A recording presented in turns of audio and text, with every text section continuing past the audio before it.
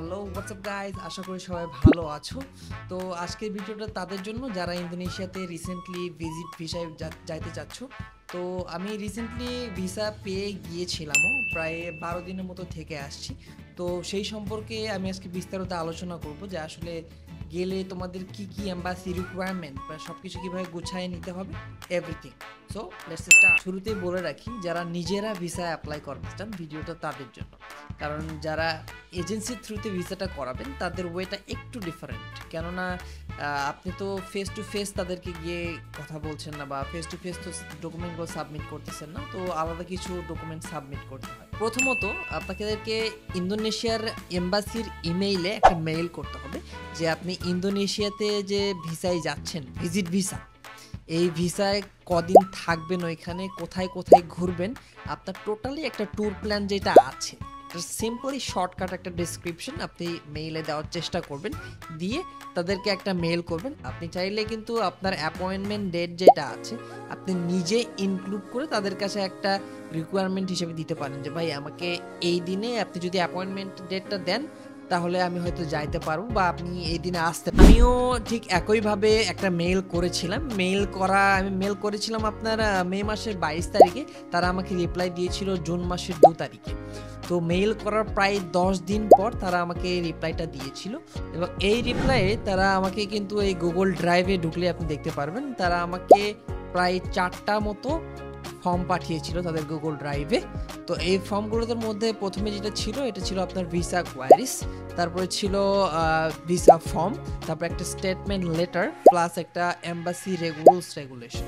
প্রথমে বলে রাখি, এখানে ভিসা কোয়ারিজ বলতে যেটা বোঝানো হচ্ছে, আপনার এই ভিসা পেতে গেলে আপনাকে কি যে রিকোয়ারমেন্ট আছে এগুলো ফিল আপ করতে হবে। কেমন এই জিনিসগুলো, এই ডকুমেন্টসগুলো আপনার থাকতে হবে, তাহলেই সেই ক্ষেত্রে আপনি এই ভিসাটা পাবেন।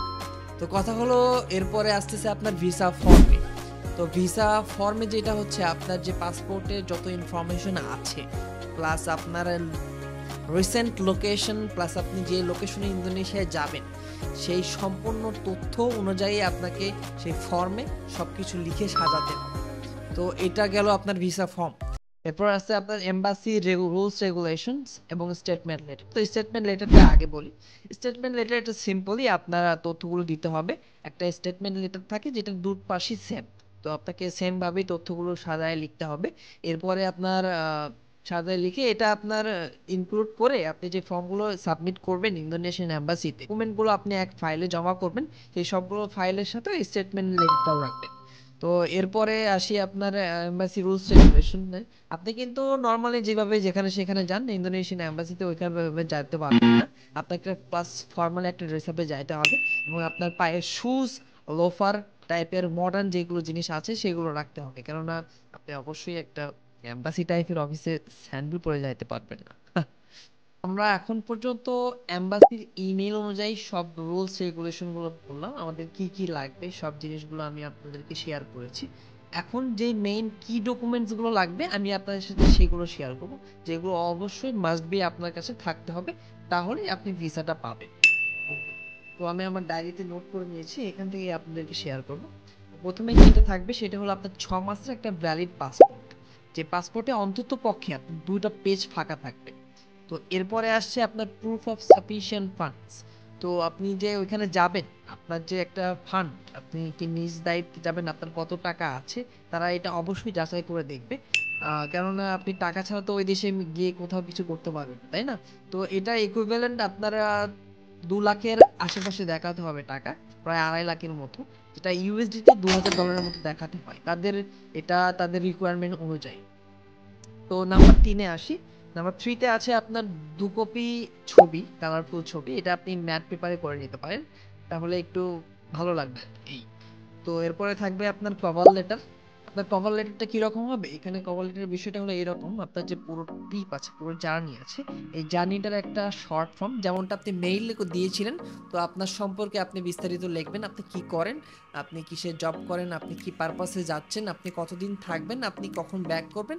তো সম্পূর্ণ একটা বিস্তারিত আলোচনা আপনি একটা ওইখানে লিখে দিবেন, লিখে একটা কভার লেটার সাবমিট করবেন। তো এই সবগুলো যে ডকুমেন্টগুলো নিয়ে যাবেন সেখানে আপনার ওই কভার লেটারও থাকবে। তো ওনারা এই কভার লেটার অবশ্যই মাস্ট বি নিবেই।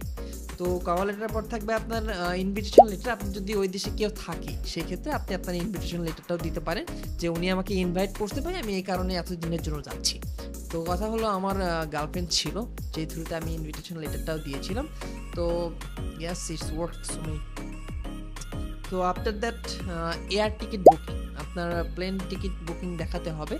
তো আপনি এটা যদি রিয়েল টিকিট বুকিং দেখাতে চান আপনার রিয়েল টিকিটও দেখাতে পারেন, অথবা dummyticket.com থেকে আপনি এখানে ফ্লাইট রিজার্ভেশন নাম্বার নিতে পারেন, যেটা অনেক হেল্পফুল। আমি ফ্লাইট রিজার্ভেশন নাম্বারই নিয়েছিলাম, কারণ আমি তো ফার্স্ট টাইম ছিলাম, আমার পাসপোর্টও ফ্রেশ ছিল, এর আগে কোনো দেশে যাওয়া হয় নাই। তো আমি ভাবতেছিলাম যদি হুট করে ক্যান্সেল হয় আমার তো এয়ার টিকিটের সবগুলো টাকা মাইট যাবে। তো এইভাবে আমি ফ্লাইট রিজার্ভেশন নাম্বার নিয়েছিলাম dummyticket.com থেকে। তো আপনারা চাইলে এটা করতে পারেন। আর যারা কনফার্ম শিওর, যারা কনফিডেন্স আছে যে আমি ভিসা পাবোই, তাহলে সেক্ষেত্রে আপনি আপনার কনফার্ম টিকিট বুকিংও দিতে পারেন, কোনো সমস্যা নেই, দুটোই কাজ করে। তো এরপরে আসি হোটেল বুকিংয়ে। তো আপনাকে অবশ্যই হোটেল বুকিং থাকতে হবে, এটা দেখাতে হবে ওইখানে, ওনারা চাইবেও। তো আপনার ইমেইল যে কপিটা আছে হোটেল বুকিং, আমি এগারোটাতে হোটেল বুকিং দিছিলাম, তো এখানে আমার ইমেইল কপি চেয়েছিল ওনারা, তো আমি ইমেল কপি দিয়েছিলাম। এরপরে যেটা দিতে হয়েছিল আমার এনওসি। আমি একজন জব হোল্ডার ছিলাম, যার কারণে আমি কোম্পানি থেকে আমার এনওসিটা আগেই বের করে নিয়েছিলাম, এরপরে আমার এনওসি দিয়ে দিই। তো নাম্বার 9-8 থাকবে যেটা ট্রাভেল ইন্স্যুরেন্স, এটা খুবই ইম্পর্টেন্ট। Number 8 travel insurance. আপনি যে ওই দেশে যাচ্ছেন আপনার নিশ্চয়তা কি যে আপনি অ্যাক্সিডেন্টের মুখে পড়বেন না, বা আপনার যদি কিছু হয়ে যায় তার দায়িত্ব কে নেবে, যার কারণে এই ট্রাভেল ইন্স্যুরেন্সটা রাখা হয়েছে। আপনার এই ট্রাভেল ইন্স্যুরেন্সটা করে নিতে হবে, এটা ওনারা মাস্ট বি একটা রিকমেন্ডেশন রাখছে। এটা যদি আপনি না জমা দেন সেক্ষেত্রে আপনার ভিসাটা ফেইল হতে পারে। আপনি এতগুলো টাকা জমা দিবেন, আমার ভিসার জন্য নিয়েছিল ওনারা তাও প্রায় 8,000 টাকার মতো। তো এই 8,000 টাকা জমা দিয়ে যদি আপনি ট্রাভেল ইন্স্যুরেন্সটা মিস করেন সেক্ষেত্রে কিন্তু আপনার পুরো টাকাটা মাইট যাবে। তো অবশ্যই ট্রাভেল ইন্স্যুরেন্সটা সাথে রাখবেন। তো ট্রাভেল ইন্স্যুরেন্সের কথা যদি বলি, এটা আমি করিয়ে নিয়েছিলাম বিমাফাই থেকে। আপনি সিম্পলি গুগল প্লে স্টোর বা যাদের আইফোন আছে তারা অ্যাপল স্টোরে গিয়ে দেখবেন, আপনার বিমাফাই লিখে সার্চ দিলে একটা অ্যাপ আসবে, ওই অ্যাপে লগ ইন করে অ্যাকাউন্ট খুলে লগ ইন করে এরপরে আপনি কোন দেশে যাবেন সেটা সিলেক্ট করবেন, কতদিনের জন্য থাকবেন এটা সিলেক্ট করবেন, করে আপনাকে কিছু পেমেন্ট করে দিতে হবে। এরপরেই ওনারা একটা আপনাকে সার্টিফিকেট দেবে, যে ওনাদেরকে বলতে হবে ওইখানে একটা অপশন আছে ওইখানে সিলেক্ট করতে হবে, সেই অপশন সিলেক্ট করলেই ওনারা আপনাকে 2 দিনের মধ্যেই সেই হার্ড কপিটা দিয়ে দিবে। এই সবগুলো ডকুমেন্ট কালেক্ট করার পর আপনাকে যাইতে হবে বাংলাদেশের ইন্দোনেশিয়ান অ্যাম্বাসিতে, যেটা এখন বর্তমানে আছে আপনার গুলশান 2। তো এখানে গিয়ে আপনার অ্যাপয়েন্টমেন্ট ডেট অনুযায়ী আপনার সবগুলো ডকুমেন্ট সাবমিট করতে হবে। এরপর আপনার ডকুমেন্টেশন সাবমিট হওয়ার পর তারা আপনাকে একটা পাসপোর্ট ডেলিভারি ডেট দিবে, আপনার ডকুমেন্ট নিয়ে নিবে প্লাস আপনার পাসপোর্টও নিয়ে নিবে, প্লাস একটা ডেলিভারি ডেট দিবে। ডেলিভারি ডেট দেওয়ার পর আপনাকে সেই ডেলিভারি ডেট অনুযায়ী গিয়ে আপনার পাসপোর্টটা কালেক্ট করতে হবে। আর সেদিনই আপনি আপনার পাসপোর্টে দেখতে পারবেন যে আপনি আসলে পাসপোর্ট পেয়েছেন নাকি আপনার পাসপোর্টটা ডিক্লাইন করা হয়েছে। তো আপনার পাসপোর্ট যদি ডিক্লাইন না হয় সেজন্যই আপনাকে সব তথ্য একদম ঠিকঠাক রাখতে হবে, নির্ভুল রাখতে হবে, একটা যাতে আরেকটার সাথে মিল থাকে সেইভাবে রাখবেন। কেমন? এই যে আমি আপনাদেরকে আমার ইন্দোনেশিয়ান ভিসাটা দেখাচ্ছি, মূলত এটাই আমার ইন্দোনেশিয়ান ভিসা, এটাকে C1 ভিসা বলে। এখানে আবার আরেকটা কোডও লেখা আছে, এখানে লেখা আছে আপনার B211A অর্থাৎ ভিজিট ভিসা। তো ইনশাল্লাহ আমি আমার ভিসাটা পেয়ে গিয়েছিলাম। ভিসা পাওয়ার পরে আমার 20 তারিখে ফ্লাইট ছিল, আমি 20 তারিখে গিয়েছিলাম, ফেরত আসছি এই মাসের 2 তারিখে অর্থাৎ 2 আগস্ট। তো আলহামদুলিল্লাহ সব কিছু ঠিকঠাক ছিল, কোনো জায়গায় কোনো প্রবলেম করে নাই। তবে জাকার্তাতে দেখলাম সব দেশের সিটিজেন্স খুব সহজে গেলেও বাংলাদেশিদেরকে দেখলে তারা একটু হেনস্থা করে।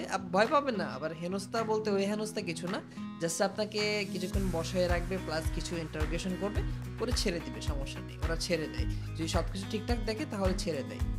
তো এই ছিল আজকের সম্পূর্ণ ভিডিও। তো যদি দেখে ভালো লাগে বা ভিডিওটা আপনার কাছে ইনফরমেটিভ মনে হয়, আপনি যদি হেল্পফুল হয়ে থাকেন সেক্ষেত্রে অবশ্যই একটা সাবস্ক্রাইব বা একটা লাইক দিয়ে দিবেন। কেমন? আশা করি সবাই ভালো থাকবেন, এই দোয়া রইল। আসসালামু আলাইকুম।